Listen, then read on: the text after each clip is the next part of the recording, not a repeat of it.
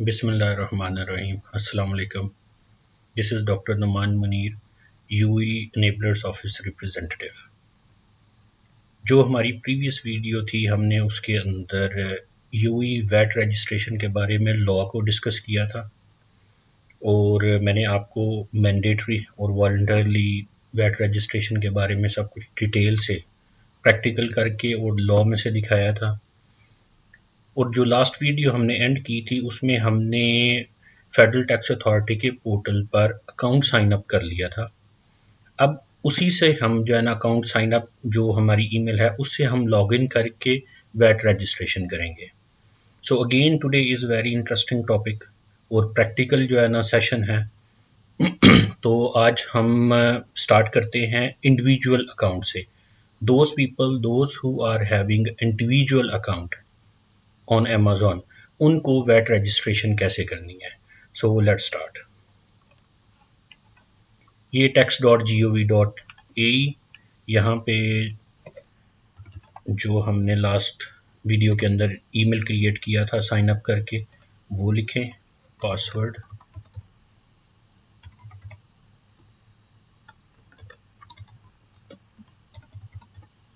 Security code आ जाएगा,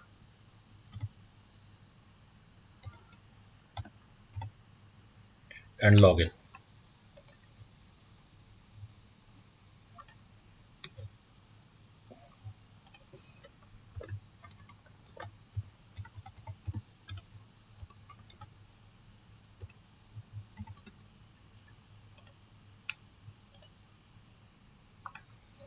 ये अब हम फेडरल टैक्स अथॉरिटी के वैट पोर्टल के ऊपर आ चुके हैं। अब यहाँ से हम फर्दर जो है ना वो स्टार्ट करते हैं। First of all we will click here add new taxable person और special refunds. So we are adding a taxable person. आपका legal name Numan Munir in Arabic. आप गूगल ट्रांसलेटर यूज़ कर लें क्योंकि मेरे पास कीबोर्ड में इंस्टॉल्ड नहीं है Arabic version. Just make sure कि जब आप इसको ट्रांसलेट करें तो जो आपकी एमरस आईडी के ऊपर अरबिक में लिखा हुआ है एग्जैक्टली सेम होना चाहिए। क्रिएट टैक्सेबल पर्सन, इसको क्रिएट करने के बाद ये देखें, ये लीगल नेम मेरा आ गया नुमान मुनीर। ये मेरा जो ईमेल है वो है, एक्सेस ईमेल ये है, टैक्स एजेंसी। आपने कोई टैक्स एजेंट या टैक्स एजेंसी जो अप्रूव्ड है फेडरल टैक्स अथॉरिटी की उसको तो नहीं अभी लिंक किया, सो नहीं, एक्सेस टैक्सेबल पर्सन। ये हम मेन वैट पोर्टल के ऊपर पहुंच चुके हैं। यहाँ पे आप देख सकते हैं my payments, excise tax, excise goods और इस तरह वैट, ये सारी चीज़ें हैं। Let's start with VAT registration. इस फॉर्म का नाम है VAT 101 register for VAT. So click on this. So getting started, ये सब कुछ गाइडलाइंस हैं, पढ़ना चाहें पढ़ लें। Click to proceed. Now this process is going to start. So हम किस चीज़ की रजिस्ट्रेशन कर रहे हैं आज? We are doing individual account holders, not a business. Please keep in mind this video is for individual account holders. So select your business type. आपके LLC company भी नहीं है, ठीक है, फेडरल गवर्नमेंट भी नहीं है। यहाँ पे आपने सेलेक्ट करना है natural person individual. Click on this. तो देखें आपका जो है ना पूरा फॉर्म का लेआउट चेंज हो गया इसको चेंज करने के साथ। Do you hold a trade license in the UAE? आप तो इंडिविजुअल हैं, आपके पास तो ट्रेड लाइसेंस नहीं है। No. Are you registering mandatory और वॉलंटियरली? यहाँ पे सिलेक्ट करें। अगर आपकी सेल्स 187,500 से क्रॉस की है तो आप वॉलंटियरली कर सकते हैं, और अगर आपकी जो है ना वो 375,000 क्रॉस कर गई है तो आप मैंडेटरी कर सकते हैं। So let's select mandatory, save and continue.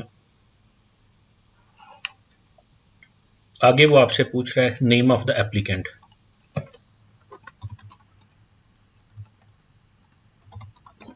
Numan Munir. Name of the applicant in Arabic, मैंने अभी ऊपर से कॉपी पेस्ट किया था। Do you have trade name that is differ from the above? Means कि आपका जो ये आपने नाम दिया है इसके अलावा कोई आपका ट्रेड नेम है? नहीं, मैंने तो इंडिविजुअल अकाउंट बनाया हुआ है, that is on my name. So इसको नो कर देंगे। Identify the applicant owner of the business. Is the owner resident in the UAE? अगर आप यूएई में हैं तो इसको यस करें, और अगर आप यूएई में नहीं हैं तो इसको नो करेंगे। आपके केस में most of the time it will be yes, because आप यूएई के अंदर होंगे तो आपका इंडिविजुअल अकाउंट बनेगा। एमरेट्स आईडी, आपके पता है आपके पास एमरेट्स आईडी होगी। एमरेट्स आईडी नंबर एंटर करें।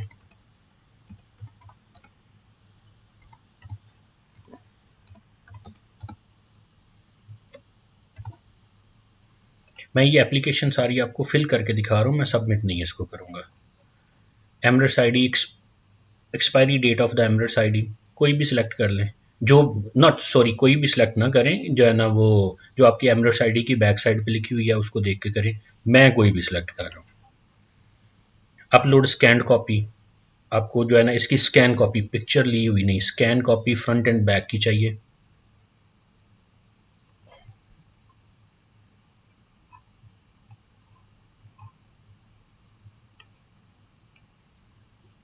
मैं कुछ भी इसमें जो है ना वो अपलोड कर देता हूँ। Issuing authority of the passport,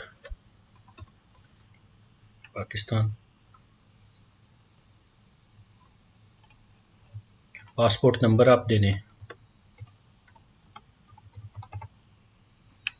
expiry date of the passport दे दें। ये सारी डिटेल इजीली आपके पास अवेलेबल हैं। Choose file to upload, passport scan copy चाहिए अब यहाँ पे।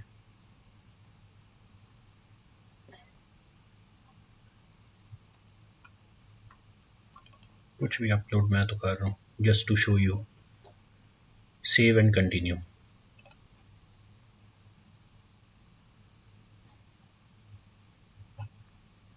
सॉरी यहाँ पे पहले आप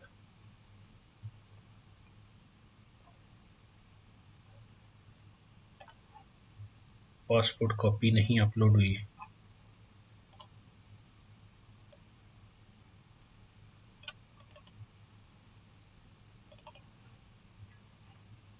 save owner detail, Emirates ID फिर मांग रहा है। सेव ओनर डिटेल्स, ये देखें, ये जो भी आपने इंफॉर्मेशन सेलेक्ट की है जब सेव ओनर डिटेल पे किया है तो ये यहाँ पे आपकी सिलेक्ट हो गया है, ये एमरेट्स आईडी और ये आपका passport. You can click here और आप यहाँ पे देख सकते हैं जो भी आपने चीज़ अपलोड की है। Save and continue. Contact detail, अब आपकी यहाँ पे कॉन्टैक्ट डिटेल आ जाएगी। आपकी रेजिडेंस का अपना दे दें, building name let's say Churchill Tower, street, financial centre road, area business bay, city Dubai, PO box आपका, country United Arab Emirates, Emirates कौन सी है, यूनाइटेड स्टेट्स। अपना जो है ना मोबाइल नंबर यहाँ पे दे दें।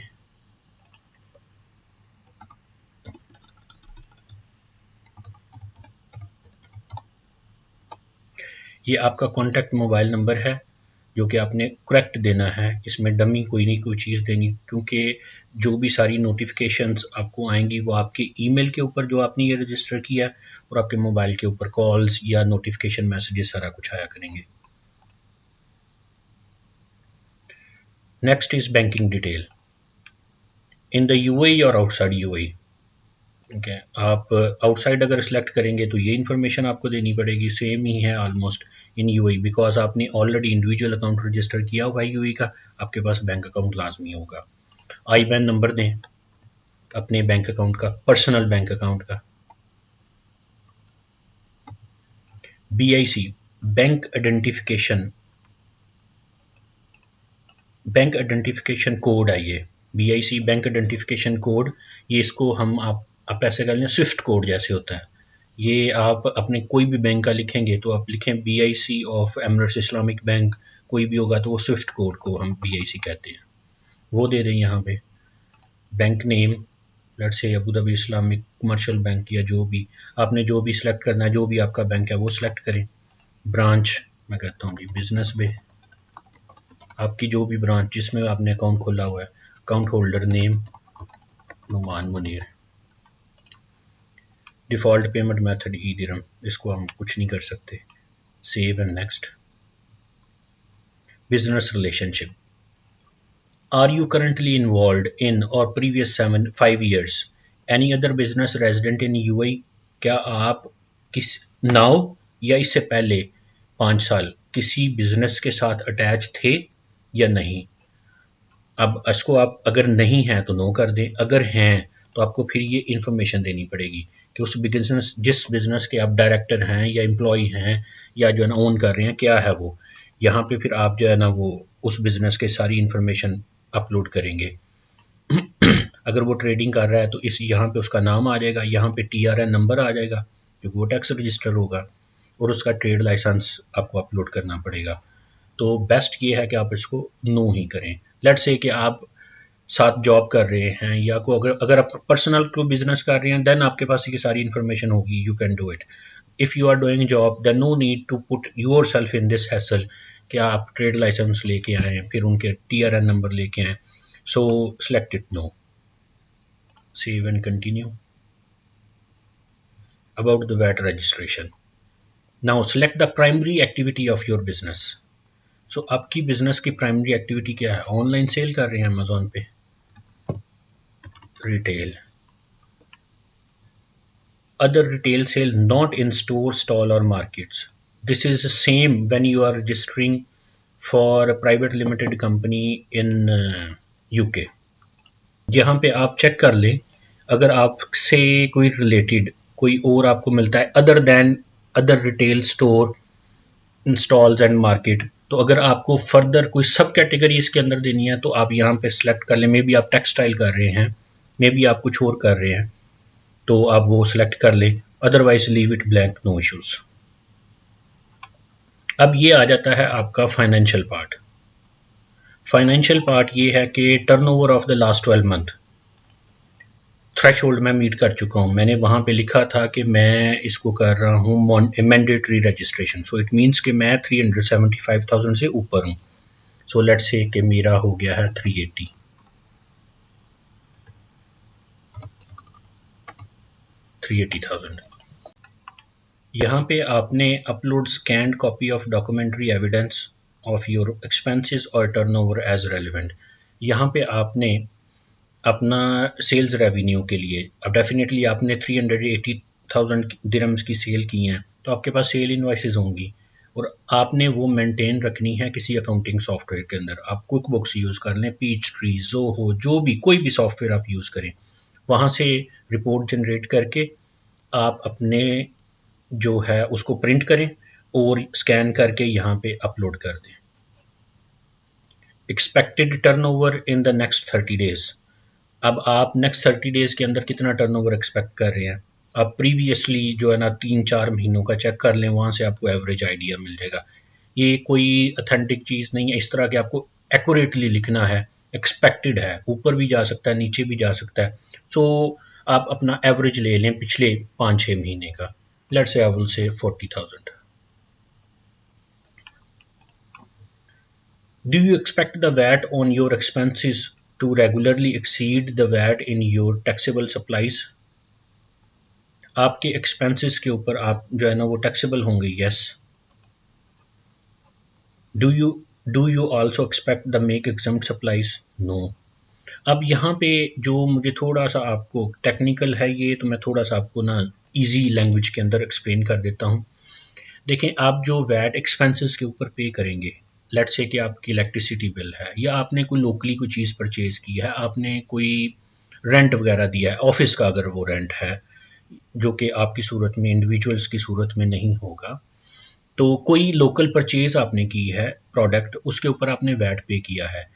अगर आप उसकी प्रॉपर टैक्स इनवाइस लेंगे तो वो आप रिकवर कर सकते हैं। वो कैसे रिकवर करते हैं वो मैं आपको इंशाल्लाह जो नेक्स्ट वीडियोस आएंगी, ये how to do a VAT filing in UAE, उसके अंदर मैं आपको बताऊंगा कि कैसे उसको रिकवर कर सकते हैं, वो गवर्नमेंट आपको उसका रिफंड देती है। तो so this question is related to that. इसको हम जो परचेजेस के ऊपर हम वैट पे करते हैं अपने सप्लायर को, उसे कहते हैं वैट इनपुट, और जो सेल्स के ऊपर हम अपने कस्टमर से लेते हैं उसको कहते हैं VAT output. Imports. Do you intend to import? No. Do you intend to export? No.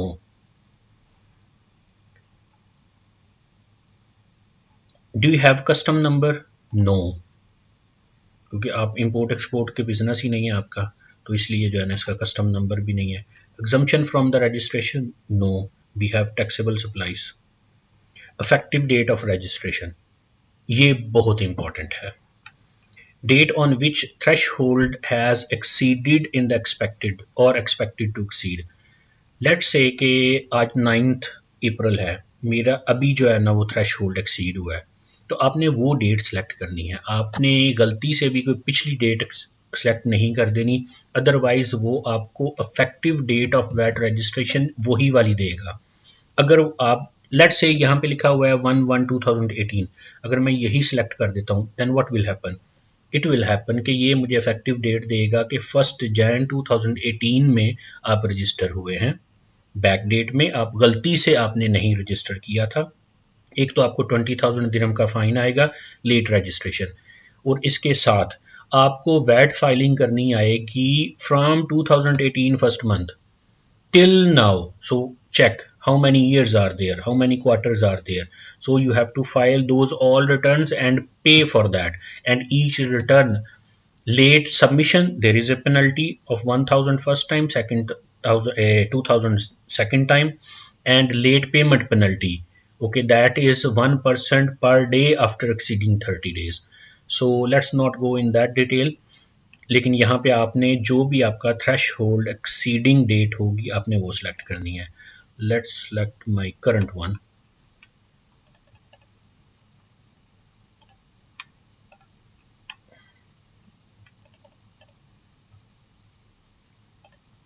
मैं कहता हूँ जी अप्रैल 1 को मैंने एक्सीड किया है, क्योंकि 30 डेज का आपको ग्रेस पीरियड मिलता है। On which date would you like to be registered? I want to register from 1/1/2018, sorry 1/1, it should be April, so 1st April 2021. Please note the reason for providing a date prior to the standard effective. आपने जो इसको applicable तो हुआ था 2018 जनवरी में, अभी क्यों register कर रहे हैं? So reason is this, just reached the threshold.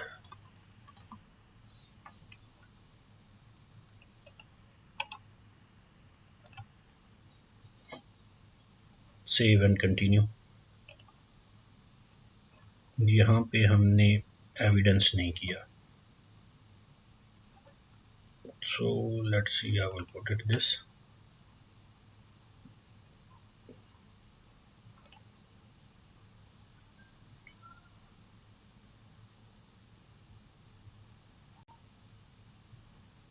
Declaration, आज की डेट आ गई। Communication preference, preferred channel with communication, email or phone? I will say email. English or Arabic? English. All information provided true, ये जो है ना जो भी इनकी रेगुलेशंस हैं टिक कर दें। Save and review. ये सारी एप्लीकेशन आपकी आ गई जो आपने फिल की है। इसको बहुत अच्छी तरह आप दोबारा रिव्यू कर लें, कोई गलती नहीं होनी चाहिए।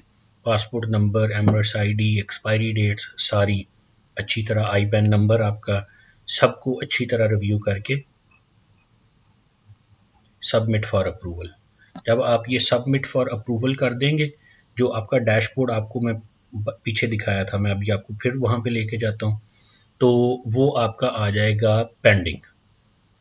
ठीक, पेंडिंग मतलब कि अब जो है ना आपकी सबमिशन हो गई है और पेंडिंग फॉर रिव्यू है। उसके बाद अगर उनको फर्दर कोई इन्फॉर्मेशन चाहिए होगी तो वो आपको मैसेज कर देंगे इसी ईमेल के ऊपर, और यहाँ पे भी अपडेट हो जाया करेगा। अगर आपका अप्रूव हो जाता है तो आपको अप्रूवल मिल जाएगा, आपका सर्टिफिकेट इशू हो जाएगा, आपका टीआरएन नंबर इशू हो जाएगा। वो टीआरएन नंबर ले जाके आपने अपने अमेज़न अकाउंट के ऊपर रजिस्टर कर देना है और टैक्स आपकी इंफॉर्मेशन अपडेट हो जाएगी। This was all about how to register a individual seller, not business owner, individual seller to VAT registration in UAE. This is the whole process. I think it's not a difficult thing. You can do it very easily. मैंने बहुत explanatory एक video आपको बना दी है. Start में मुझे बताना चाहिए था, but I forgot. The list of documents is this: passport, Emirates ID, bank account detail, financial data और अमेजोन अकाउंट डिटेल. ये सारी इन्फॉर्मेशन आपके पास स्कैन कॉपी के अंदर भी होनी चाहिए और आपके पास हैंडी भी होनी चाहिए. Now you have seen all the process. तो आप जो है ना ये सारी इन्फॉर्मेशन अपने पास रख के then start doing this application. I hope आपको आज की वीडियो अच्छी लगी होगी. जो हमारा नेक्स्ट सेशन आ रहा है वीडियो का, that is related to how to do a VAT registration for business holders, business account holders. So stay connected. इंशाल्लाह जो कि बिजनेस अकाउंट्स को डील कर रहे हैं, नेक्स्ट वीडियो आपको मैं उसके ऊपर दे रहा हूँ. Thank you so much. See you again.